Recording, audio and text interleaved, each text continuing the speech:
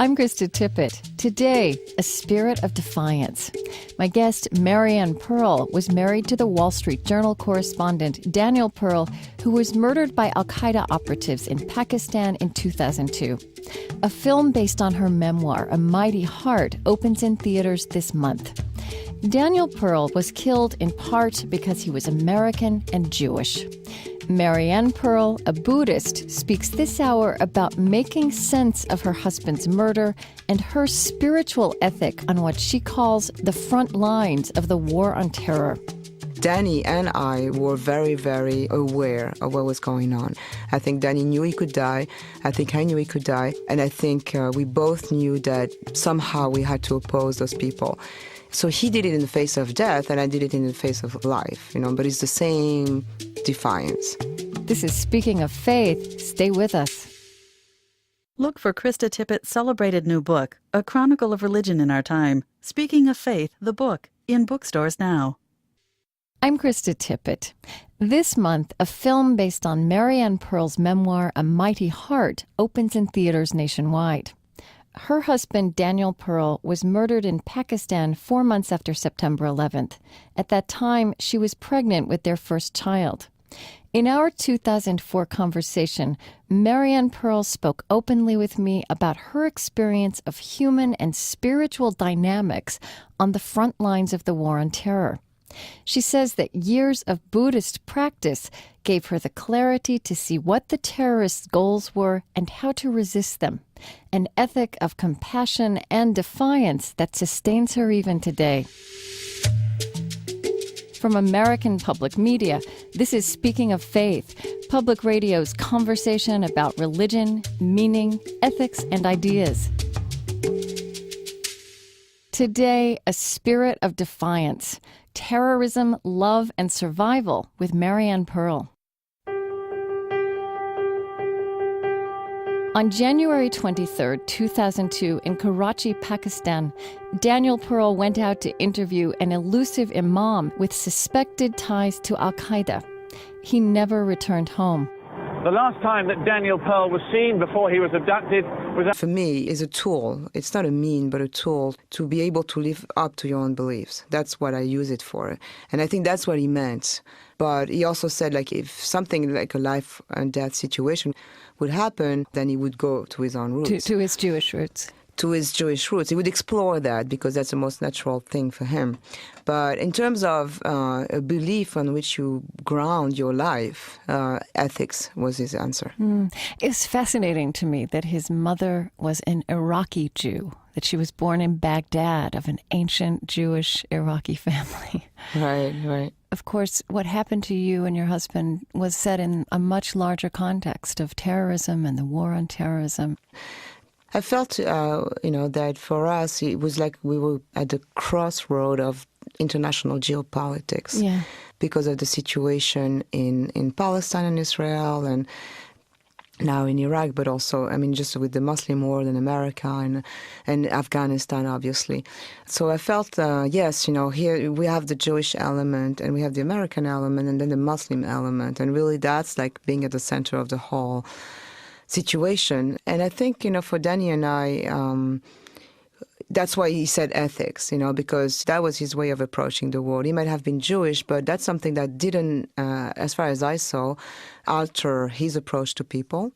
Like he would not come as a Jewish person. He really came as a journalist. And what he put forward as, his reason to meet the people or to do this job really were journalistic reasons to do that. He really, I think it's this whole role of transparency and truth-telling. That's what mattered to him.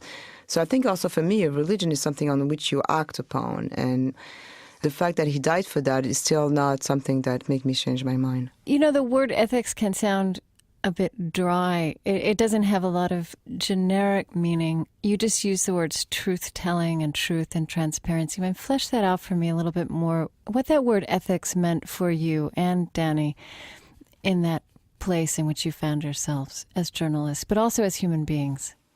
Well, it's very concrete. Yeah. It was very concrete because it really is about how we were going to conduct our daily life and our work. So, for instance, one of the main challenges for journalists abroad would be to the prejudices, your own prejudices.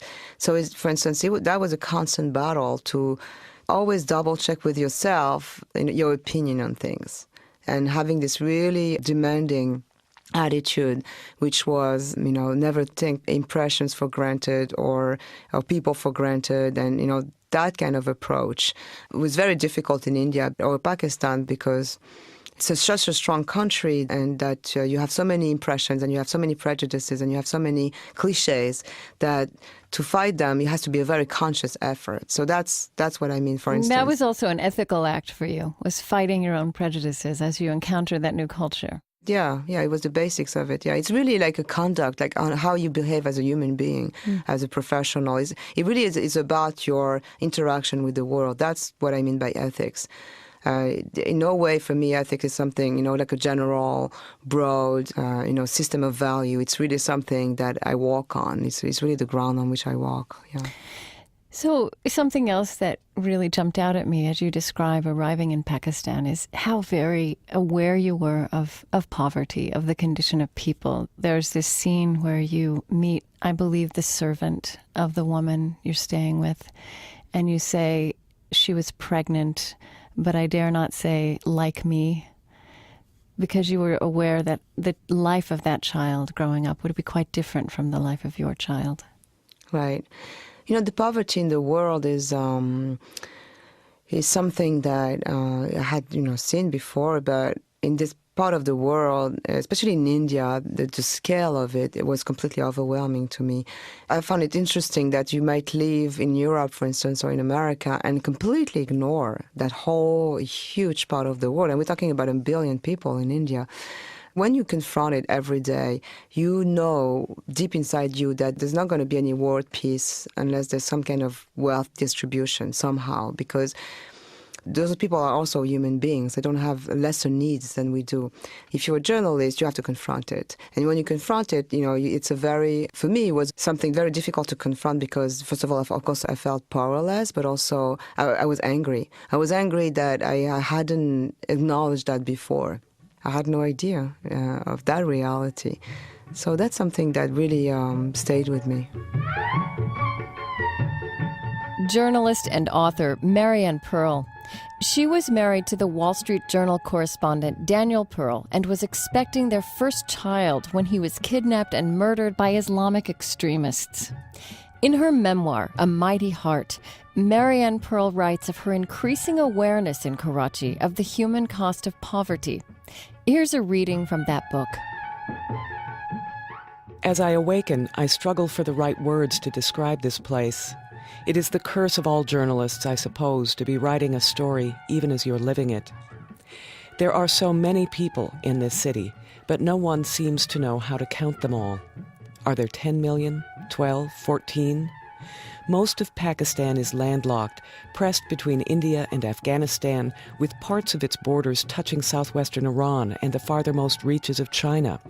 But Karachi, on the brown coast of the Arabian Sea, is the country's major port and, as such, is a magnet for migrants who drift in from the Pakistani countryside and across the border from even poorer places, Afghan villages, Bangladesh, the rural outposts of India.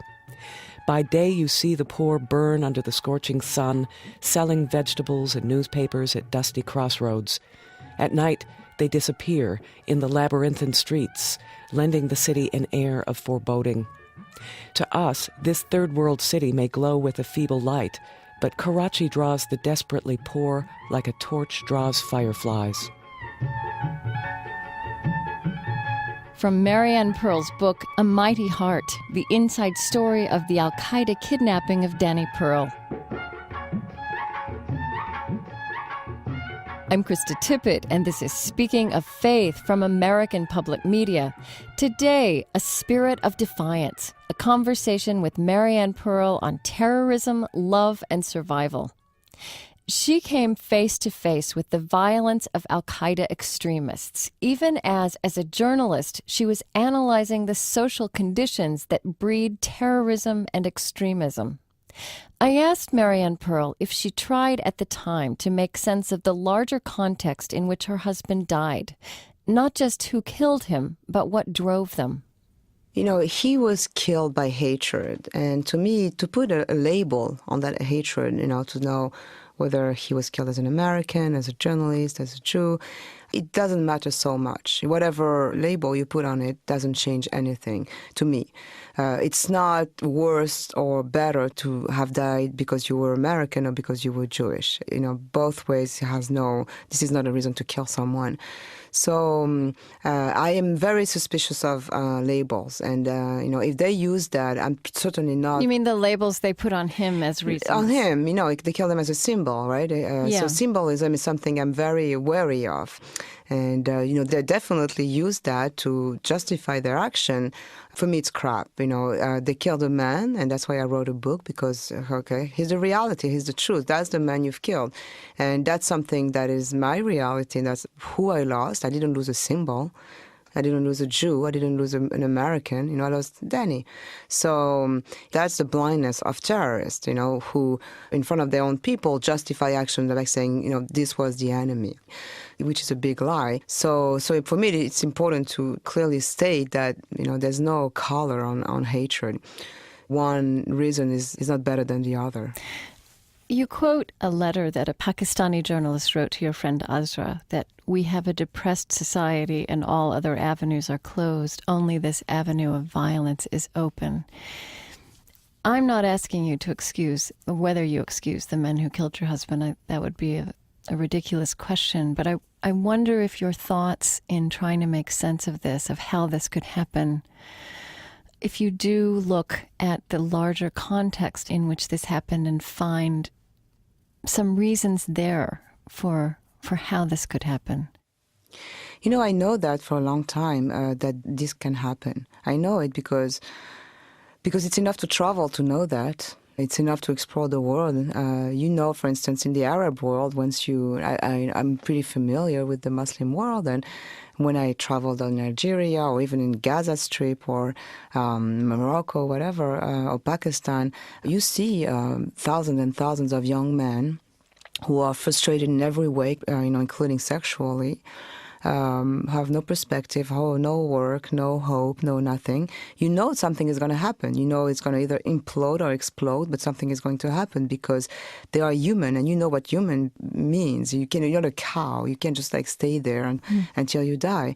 So this is like a common sense. So I knew that for a long time, and Danny knew it too. I think, you know, that's something we've been very aware of for a very long time, and that's when I say, you know, it's time to maybe embrace the complexity of the world, because it's not fair to just say, oh, you know, they're just bad guys out there. You know, a lot of those people who are involved in Al-Qaeda operation are illiterate, young, you know, maybe they're 25 years old, completely desperate young men.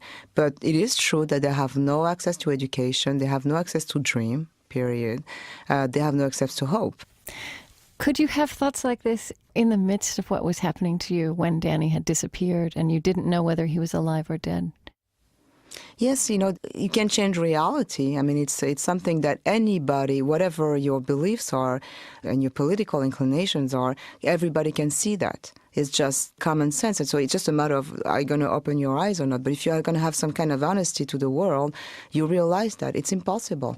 And if you have a knowledge of also the history of the region, then you understand. I think it's a pretty easy task to be a terrorist over there. You know, it's easy to recruit people because all the elements are there. And what you're saying is very straightforward, but I think it's pretty remarkable that you can say that, having gone through what you've gone through, having lost your husband to those dynamics. Mariane Pearl writes, another official-looking man in his mid-30s, polite and smiling and dressed in a suit, summons me with a discreet gesture. He tells me he is from an acronym's police branch, and he asks for a photo of Danny for the needs of the inquiry. We happen to have made identity photographs recently, and I riffle through Danny's computer bag for his. When I pull it out, Danny's sweet and slightly ironic glance crosses mine, and something suddenly starts screaming inside me. I experience an instant of pure panic. I feel a devastating urge to charge into the streets shouting his name, demanding that he be given back to me now. The anger that rushes through me goes well beyond the hellish night I've just lived through. In a flash, I feel a terrible bond, not only with the victims of September 11th, but also with the kids brainwashed to become instruments of death in the name of an invented Islam. The terrible absurdity of it all overwhelms me. From Mariane Pearl's memoir, A Mighty Heart. You were asking me about forgiveness. Yeah. Forgiveness for me is not it's not an incentive. Like, I have no incentive to forgive those people. And to a certain extent, they, particularly those who make decisions, are responsible for what they did, and they should probably die for it. So I'm not forgiving them. And even though the situation is the way I described it, it doesn't mean that everybody goes into fundamentalism. And I think at some point what they learned what to do in terrorist camps is to even, there's no wisdom there. There's not any more logics. It's just passion, right? So in my own personal challenge, I'm not interested in forgiving them, but I'm interested in winning over them. And I think because I've understood them and I've seen them and I've faced them, I know them. And I know what I'm facing, and I know how to. Thus, I know how to challenge it. What does it mean to win over them? What does that mean? Well, it means something very, very deep and very personal. But to give you an example, if I was somebody who could not trust people anymore because of what happened to Danny, then they would have claimed some part of my soul, I guess. If I was overwhelmed by bitterness, or if I hated Muslim, which is, all of those are goals that they're trying to achieve by act of terrorism. When they kill a target, whether it is 3,000 people or one person like Danny, it's the same goal. It's like, it's not about the people who they kill, it's about the people who relate to them. So because what they're trying to achieve through acts of terrorism is so clear to me, so clear that I was able to stand up against those goals each time I did it. And that's what gave me the strength. I knew that if I was going to be bitter, I was going to be half dead, and that's exactly what they wanted, right? I can't do that. It's impossible. But it's a defiance. It's not a forgiveness. I have no reason to forgive them. Defiance is not a Buddhist term, but I do sense a sort of fierce Buddhist I'm a practice fierce Buddhist, running maybe, right? beneath that. No, Buddhism, I think, there's 84,000 teachings actually in Buddhism. So it's, I guess, I don't know them all at all. I'm not a specialist. I know the one I practice. For instance, here's the tool. When I feel, I have legitimate feelings of, for instance, anger, I chant to overcome that anger. But it's more of a determination than a prayer in a way. But I use the force of Buddhism, like whatever he brings me, whatever he wakes in me, to achieve my goals. I don't look in the text to see whether it's a Buddhist attitude or not. I just, what I do is to be as honest and sincere with myself as I can be, and that really works with Buddhism. And, I like it that it's not a philosophy that has its moral and what is good. You don't know. You don't know what's good, what's bad. It's more like what's value creating and what isn't. So, for instance, it is a Buddhist victory for me to, that I relate to Buddhism, the fact that I can live, for instance, that I can love after all that, and that I can understand, for instance, in Pakistan, I chanted, obviously, to try to save Danny. And I think what Buddhism brought me at that time was a very strong insight in what was going on. I think Danny and I were very, very aware of what was going on, I think. In that place. Yes, I think we were in the same mind frame. I think Danny knew he could die. I think I knew he could die. And I think we both knew that somehow we had to oppose those people. And he did it in the face of death, and he did it through gestures. And, in the photos, there were photos of him, and you can see him giving the fingers or showing the V for victory. And, he did what he could. And, some sentences that he said also in the video that was going to document his murder. So he did it in the face of death, and I did it in the face of life, but it's the same defiance.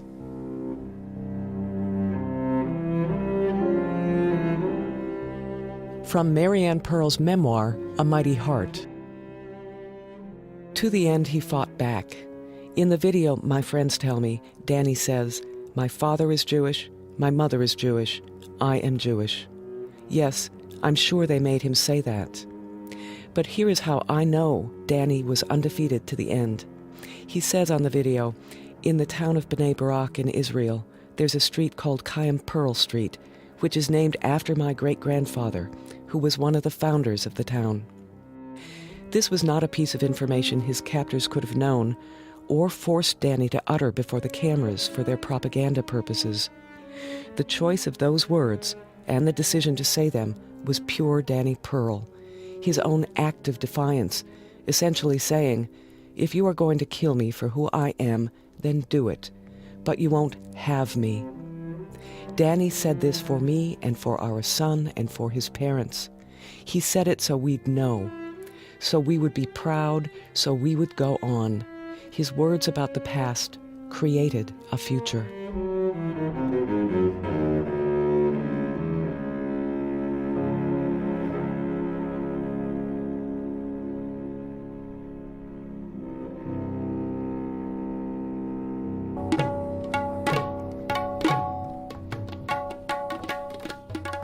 This is Speaking of Faith. After a short break, Mariane Pearl's stories of the Pakistani policemen who helped her through her ordeal and the human face they put on the war on terror. The interesting part was that we ended up being 2 Jewish people, 1 Buddhist, 2 Catholic, and 2 Muslim. So that's where we were. And so I think the reason why people became so deeply involved was that it was almost like 2 visions of the world were fighting each other. Also ahead in our conversation, the birth of her son Adam. Many times we can't fit all of my conversation into the radio broadcast. Here's your chance to hear what was cut. Go to our website, speakingoffaith.org, and hear my complete, unedited conversation with Mariane Pearl.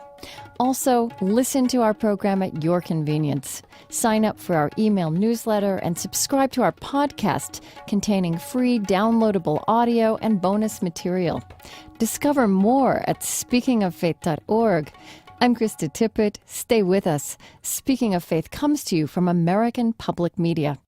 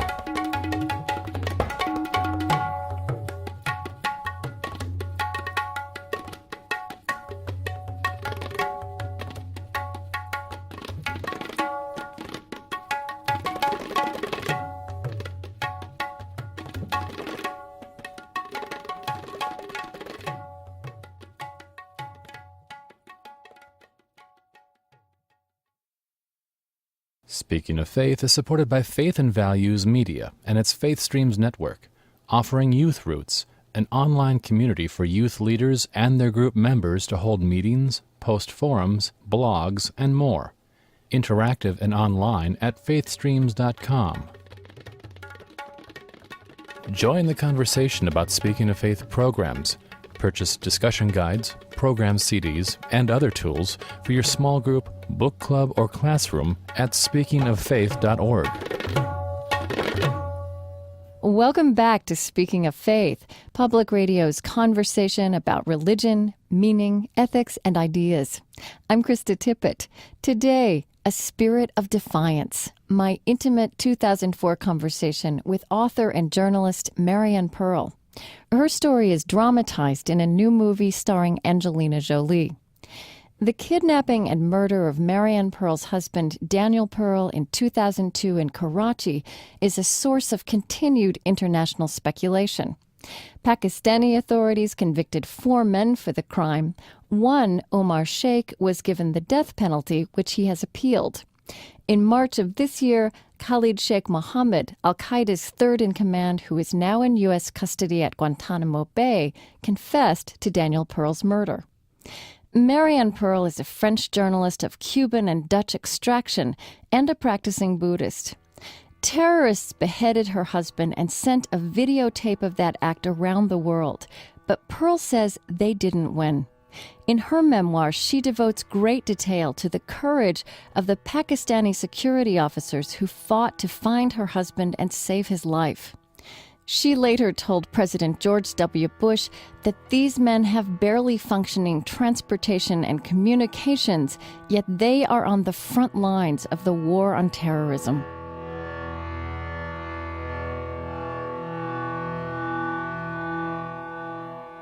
I found this such an important part of your story. There's Captain, this Pakistani, right. Was he a police officer? He's an anti-terrorist person. So he's from the police. He's some special unit, but he's from the police corps, yeah. And you sort of refer to him with great respect and affection as Captain. Yes, I respect him a lot, yeah. And he's really another face of that part of the world and this struggle that we're engaged in together. Yeah. So he puts a human face to what I was telling you earlier, which is, it's not about Islam, it's not about Muslim, it's not about even Pakistani, This is not it. Like, if people claim those elements or features, it's just a hijacking.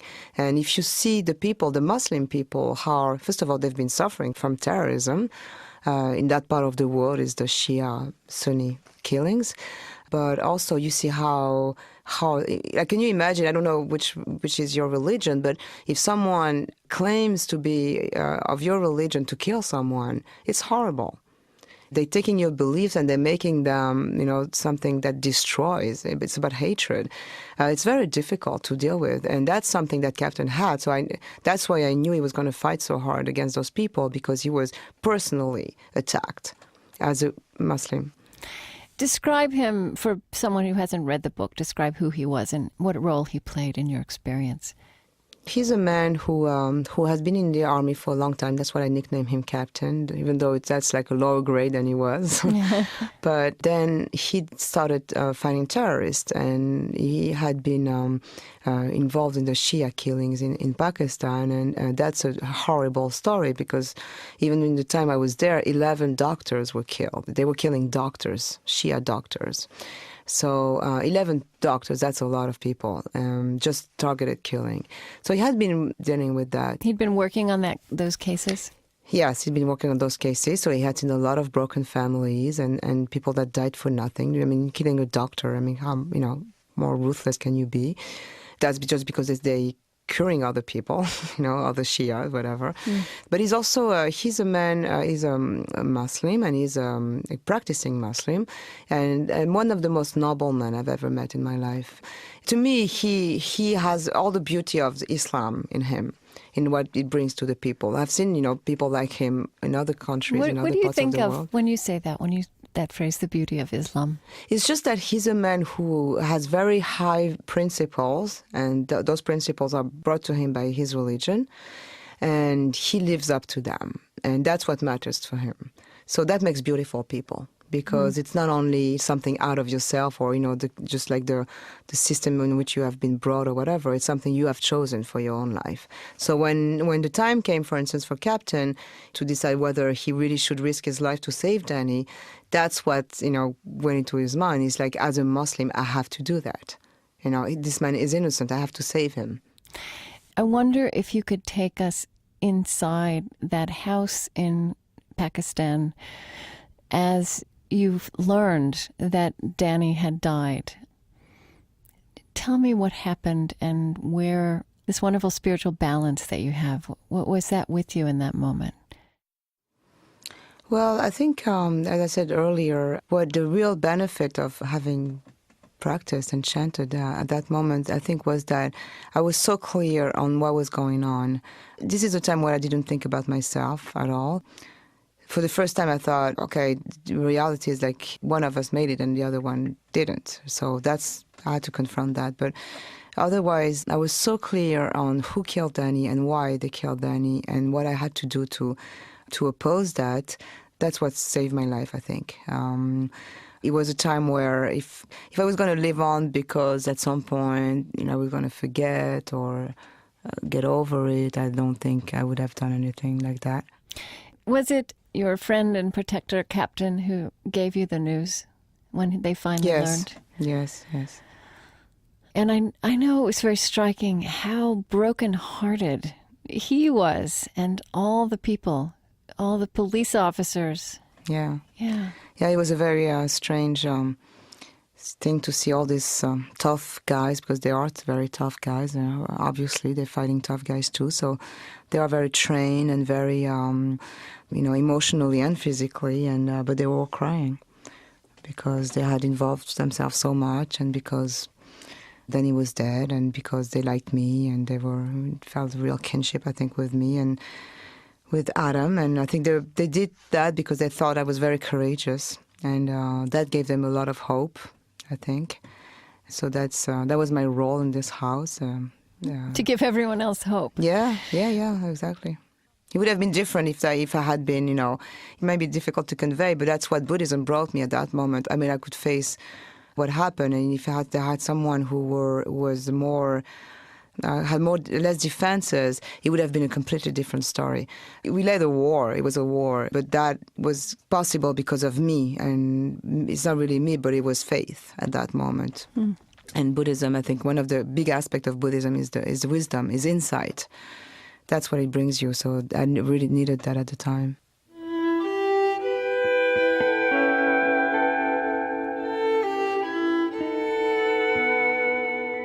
Journalist Mariane Pearl. Here's a reading from her memoir. On our last night, I invite over all the men who helped me look for Danny.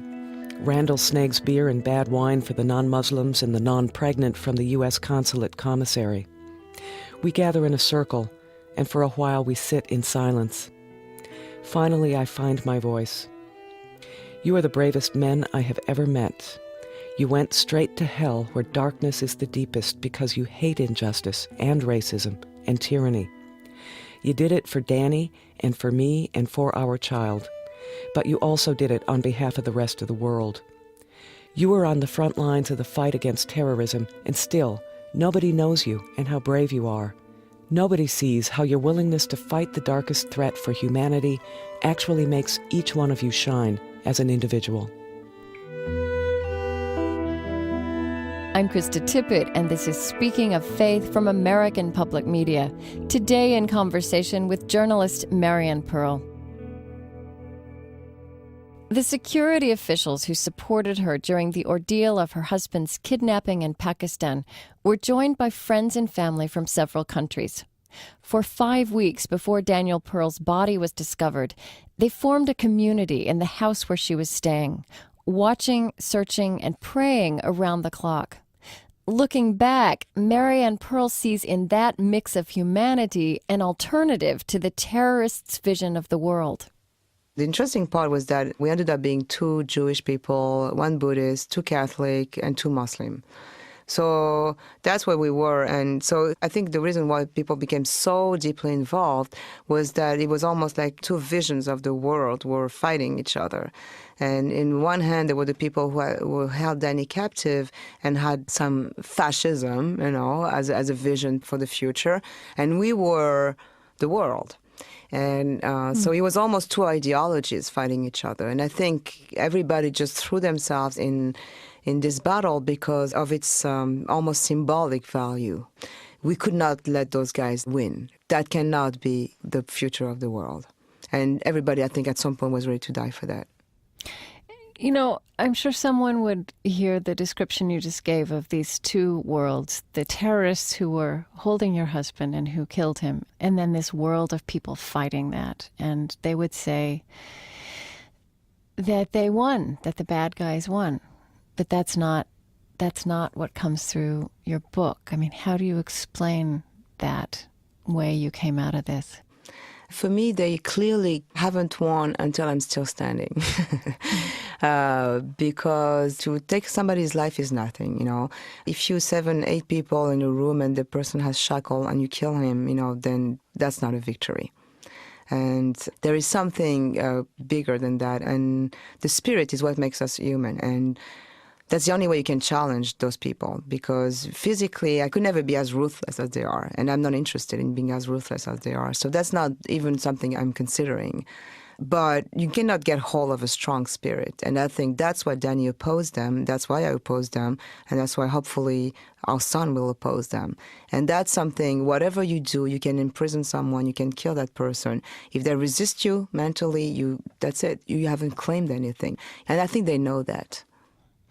You mentioned your son just now, and we haven't even talked about the fact that when you were going through this, you were pregnant. And I have to say, for me, reading the book, it seemed like such a miraculous and necessary part of the story that you had a part of Danny inside you, right? That you then brought into the world after he died. Mm-hmm. I received some letters saying that he was the Messiah, or he was, the son of Jesus. He's not. He's a child, and I think he really is the best of us.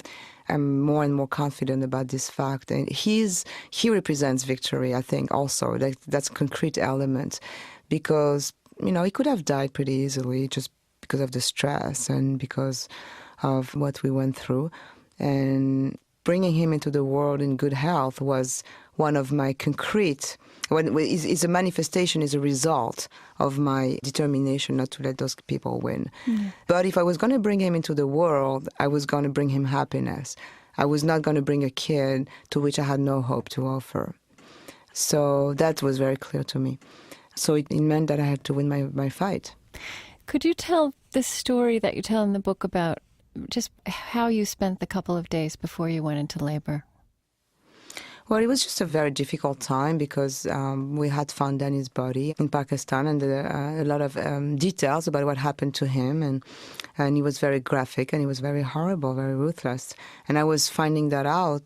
I mean, I found things out just by chance in a way, because I was trying not to read emails and not to, trying to concentrate on the birth, but I did find some emails and read about it. So I realized the violence is something that terrorists use as a tool. Violence is made to terrify you. It's a very concrete, cold-minded thing. So the more violent they can be, the more they have power over you, because you can't beat them. So I knew that violence was meant for us to be paralyzed. I was worried because I had never had a child, and I knew that birth is something that kind of overwhelms you, and all kinds of feelings can appear or things like that. So I knew that the violence, that's when I had to confront the violence before I gave birth, because if I didn't do that, then it would have some power over me. It might be too much, or it might be paralyzing me, or taking strength away from me.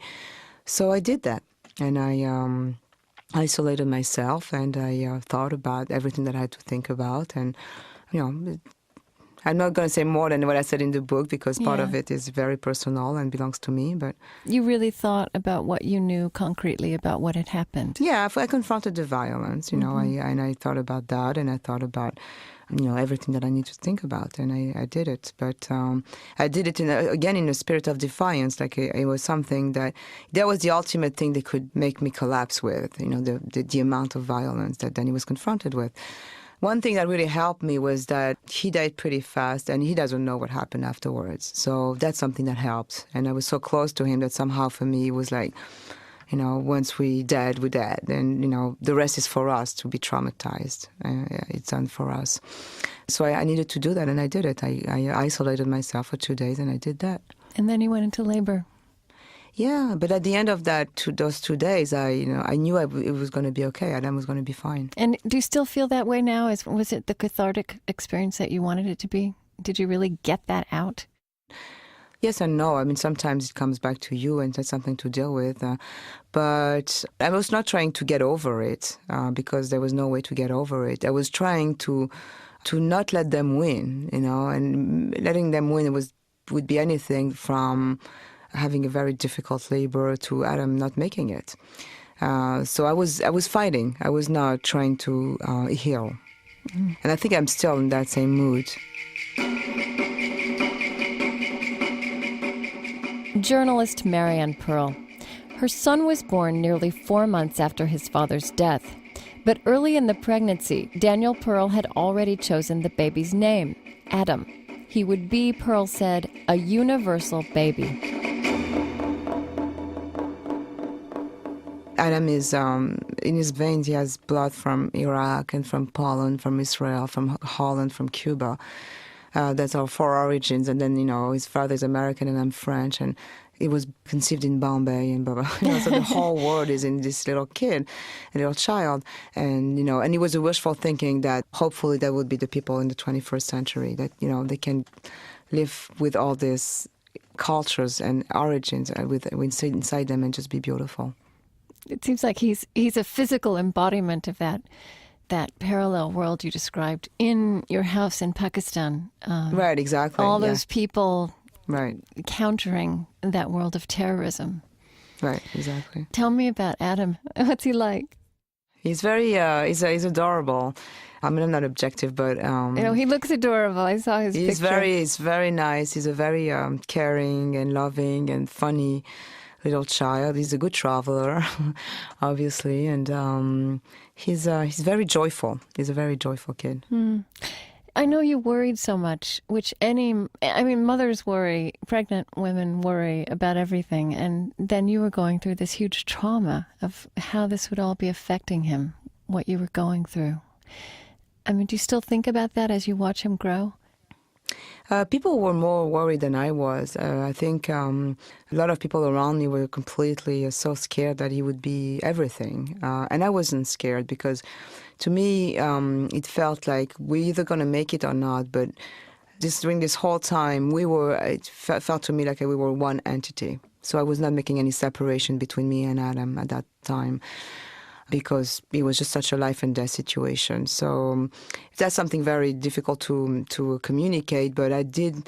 He was always, for me, like as I wrote in the book, I trusted him, and I don't know how you can trust a fetus, But I did, I really did. I felt like, okay, I don't have to worry about him, or if I had, then it's about all of us. It's about the three of us. So to me, he was just part of us, and he was exactly in the same fate. He was more actually a reassuring presence than he was a person I was worried about. People panicked around me. That's for sure. They really wanted like a doctor to come, and I knew that it was deeper than that. It was a deeper battle than regular worries that people have. Same thing when I gave birth and people told me about the baby blues. I was like, sure, I have a baby blues, whatever. It's it was much deeper than that. So. The only thing for me is I'm going to have to tell him the story, so I'm going to have to find the worlds, and I will. So when you think of him growing as an individual, as a third person, then you have to just see how you're going to deal with the situation. But it's his fate, it's his story too, and I don't know. I think he's going to have a strong sense of his father. You published your memoir really pretty quickly after the events, and I wonder if just at this remove of months, is there anything as you've continued to live with this and make sense of it that you think you might have written differently or included? Not at all. I have absolutely no regret. There are things I haven't written about and I could write about, but the purpose of this book was to just give my experience, tell the story from my point of view. And I did exactly that. And I just went back step by step to everything that we went through. And I didn't step back. I didn't interview anybody. I just told my experience.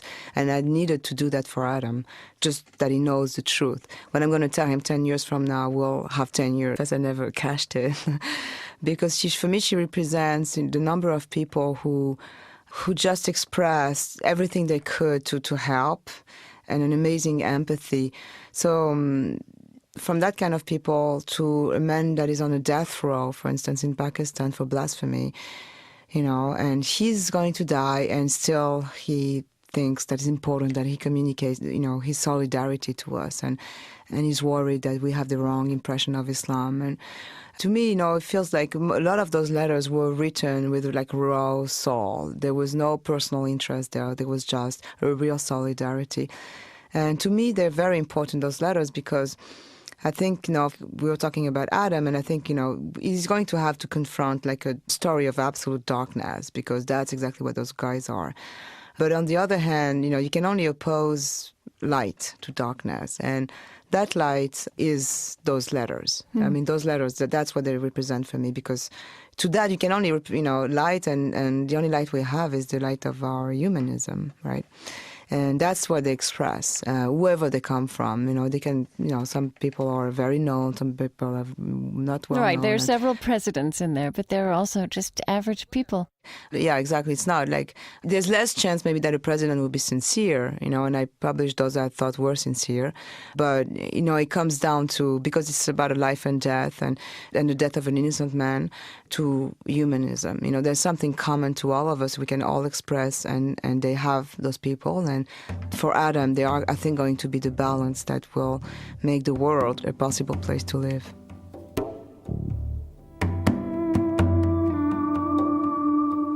Mariane Pearl lives in Paris. She currently writes the Global Diary column for Glamour magazine, profiling women around the world. The film adaptation of her book, A Mighty Heart, the inside story of the Al-Qaeda kidnapping of Danny Pearl, opens nationwide this month. We'd love to hear your thoughts about today's program. Contact us at speakingoffaith.org. Our companion site includes audio of my complete, unedited conversation with Mariane Pearl. And sign up for our email newsletter and our podcast, which includes MP3s of current and past programs. Now look for SOF Extras, too. Listen to Speaking of Faith in the way that best fits your life. Discover more at speakingoffaith.org.